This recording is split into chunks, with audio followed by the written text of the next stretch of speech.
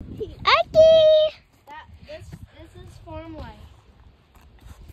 Well, but I'm not in farm life. But you are a friend. So you're a friend farmer. But you live in a normal house. The reason why we're farmers is because our parents say we need to get used to getting dirty. Like getting poop on ourselves or something like that. Yeah, that's what farmers does. That's why you bought this. No, and to have chickens and like learn how to cut them.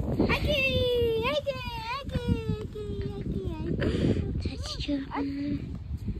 At first, I didn't think you were going to cook this up. What's that? That's the toy.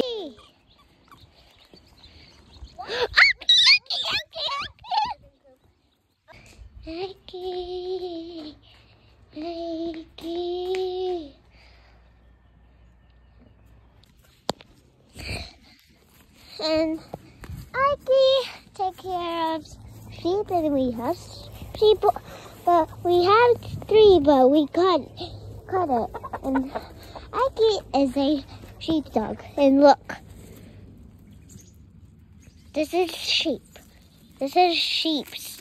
These are sheeps running.